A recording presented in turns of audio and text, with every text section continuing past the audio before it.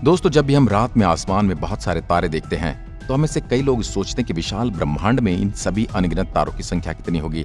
लेकिन वहीं दूसरी तरफ हम चांद को देखते हैं तो हमें एक ही बहुत ही खूबसूरत सा एहसास होता है जिसे दुनिया अपनी अलग अलग भावनाओं से जोड़ती है। लेकिन दोस्तों, अगर मैं कहूं कि हम इंसानों ने ही इस खूबसूरत चांद को खत्म करने की कोशिश की थी। जी हाँ, आपने बिल्कुल सही सुना।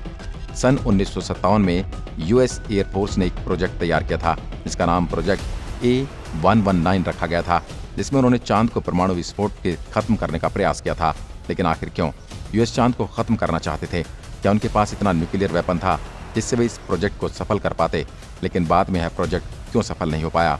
और क्या होगा अगर भविष्य में हम चांद को पूरी तरह खत्म करने जितना परमाणु बम बना लें? और क्या हम उस भीषण धमाके को देखने योग्य होंगे? और चांद के बिना धरती का क्या होगा? आज हम इन सटीक टॉपिक के बारे में जानेंगे। चलिए शुरू करते हैं आज का वीडियो। दोस्तों, इन सब की शुरुआत तब हुई थी जब सोवियत और यूएस के बीच कोल्ड वार चल रही थी। उसी दौरान सोवियत ने दुनिया के सबसे पहले स्पेस सैटेलाइट स्पुतनिक को सक्सेसफुली लॉन्च कर दिया था, जिससे वह यूएस स्पेस की रेस में आगे चल रहे थे। इस कोल्ड वार को जीतने के चक्कर में यूएस ने चांद को ही खत्म करने का प्लान बनाया था ताकि अपनी ताकत से पूरी दुनिया पर अपना दबदबा कायम रख सके। लेकिन यूएसए ने इस प्रोजेक्ट को बाद में बंद कर दिया था क्योंकि दुनिया भर के लोग इस प्रोजेक्ट को लेकर खुश नहीं थे, जिससे उन्होंने प्लेन में चेंजेस करने के बाद में मून लैंडिंग के मिशन को रेडी किया था। लेकिन दोस्तों, अगर यूएसए उस समय इस प्रोजेक्ट को अंजाम दे देते और चांद पर परमाणु विस्फोट करते तो क्या वे पूरी तरह सफल होते? इसका सीधा सा आंसर है नहीं।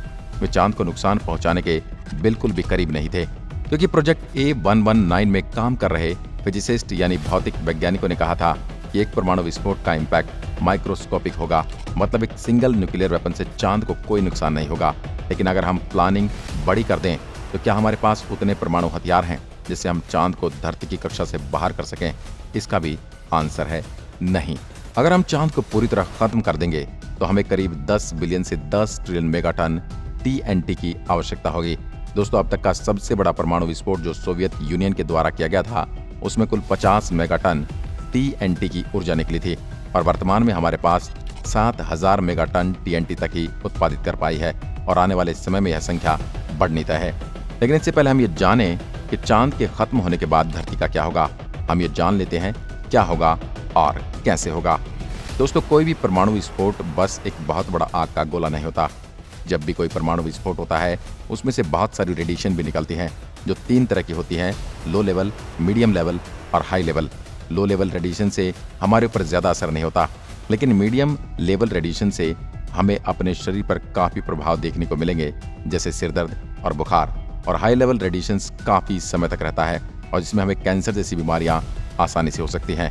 परमाणु विस्फोट से निकलने वाली गर्मी को भी पक्के तौर पर मापा नहीं जा सकता, लेकिन साइंटिस्टों ने एक अनुमान लगाया है कि जब परमाणु विस्फोट होता है तो उसमें पैदा होने वाली गर्मी का टेम्परेचर सूरज के कोर के जितना टेम्परेचर हो जाता है, जो कि करीब करीब 10 करोड़ डिग्री सेल्सियस जितना है।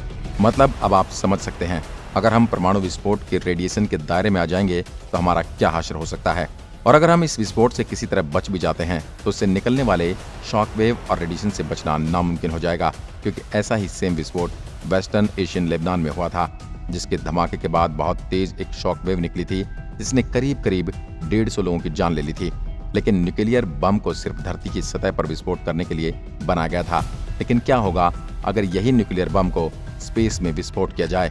दोस्तों, जब 1958 में यूएस चांद को न्यूक्लियर विस्फोट से खत्म करने की प्लानिंग कर रहे थे, तब नासा भी यह स्टडी करने में लगी हुई थी कि स्पेस में परमाणु विस्फोट कैसे बिहेव करेगा। जब इसकी स्टडी पूरी हुई तब पता लगा कि धरती के कम वातावरण के कारण परमाणु विस्फोट वैसे नहीं होगा जैसा धरती पर होते हुए देखा है। न ही कोई मशरूम आकार का बादल और न ही कोई शॉकवेव। लेकिन जैसा कि हम जानते कि स्पेस में सिर्फ वैक्यूम मौजूद है और परमाणु विस्फोट से निकलने वाली रेडिएशन भी बहुत तेजी से फैलनी शुरू होगी। और अगर हम धरती के आउटर स्पेस में ही परमाणु विस्फोट करते हैं तो विस्फोट के बाद करीब करीब सारी रेडिएशन धरती के वातावरण में मिलने लगेगी, जिससे धरती पर हम इंसानों और जीवों को रेडिएशन के प्रभाव से बचा पाना नामुमकिन हो जाएगा। लेकिन दोस्तों, क्या होगा अगर आने वाले फ्यूचर में हम इंसान ऐसी टेक्नोलॉजी डेवलप कर लें जिससे हम चांद को पूरी तरह से न्यूक्लियर बम से खत्म कर पाएं? और अगर हम चांद को पूरी तरह से खत्म करने का प्रयास करते हैं तो हमें करीब करीब 4000 TSR बम की जरूरत पड़ेगी। TSR बम सोवियत के द्वारा बनाया गया अब तक का सबसे पावरफुल हाइड्रोजन बम है, जो 30 अक्टूबर 1961 में टेस्ट किया गया था। इसलिए हमें पूरी तैयारी के साथ और एकदम सही स्ट्रेटजी के साथ न्यूक्लियर बम को लॉन्च करना होगा, क्योंकि लॉन्च के बाद न्यूक्लियर बम सही तरह चांद पर विस्फोट नहीं कर पाया तो चांद पूरी तरह से खत्म न होकर वह बहुत सारे छोटे छोटे टुकड़ों में बट जाएगा, जिससे वे धरती के चारों ओर चक्कर लगाना शुरू कर देंगे। मतलब हमारी धरती के पास एक नहीं बल्कि कई छोटे छोटे चांद घूमते हुए दिखाई देंगे, जिससे धरती के वातावरण और सूर्य ग्रहण पर भी काफी प्रभाव पड़ना शुरू हो जाएगा। अगर हम चांद को खत्म करने में सक्षम रहे तो यह भयानक परमाणु विस्फोट से चंद्रमा पूरी तरह समाप्त हो जाएगा। चांद की धूल और छोटी बड़ी चट्टानें धरती के चारों ओर चक्कर लगाना शुरू कर देंगे और धीरे धीरे एक रिंग का फॉर्मेशन लेने लगेंगे। इस परमाणु विस्फोट से सबसे बड़ा प्रभाव जो देखने को मिलेगा वह है धरती के वातावरण और समुद्रों पर, क्योंकि चांद के ग्रेविटेशनल पुल से ही समुद्रों पर हाई और लो टाइटस आते हैं। बिना चांद के सारे समंदर शांत हो जाएंगे, जिससे समुद्र पर बनने वाली ऑक्सीजन और अन्य न्यूट्रिशन की मात्रा भी कम होने लगेगी। ऐसे में सभी समुद्र किसी गंदे तालाब जैसे बनने लगेंगे, जिससे अब समुद्र में रहने वाले सभी जीव सुरक्षित नहीं होंगे और जो बाकी बचे हुए जानवर इन समुद्री जीवन पर डिपेंड थे वह भी धीरे धीरे मरना शुरू हो जाएंगे। बिना चांद के धरती की नेचुरल ऑर्डर साइकिल भी बदलने लगेगी, जिससे दिन की लंबाई अब के मुकाबले काफी बड़ी होने लगेगी और महीने और सालों में भी साइकिल बिगड़ने लगेगी। धरती को स्थिर करने के लिए चांद की ग्रेविटेशन पुल की आवश्यकता पड़ती है, लेकिन चांद के बिना धरती समय के साथ साथ अपने एक्सेस में भी झुकने लगेगी और अभी धरती पर जो एक्चुअल एक्सेस है वह 23.4 डिग्री है और वह बिना चांद के 45 डिग्री तक झुक जाएगा, जिससे अब धरती के नॉर्थर्न और साउथर्न हेमिस्फीयर के कोल्ड पोल अब पहले जैसे ठंडी और बर्फीले नहीं रहेंगे और धरती का इक्वेटर भी पहले जैसा गर्म नहीं रहेगा। मतलब अब आप समझ सकते हैं चांद धरती और हमारे जीवन को बनाए रखने के लिए कितना महत्वपूर्ण योगदान देता आ रहा है और हम इंसानों ने ही एक समय में चांद को खत्म करने की प्लानिंग की थी, जो हर सेकंड हमारे वर्तमान और भविष्य को बचाए हुए है।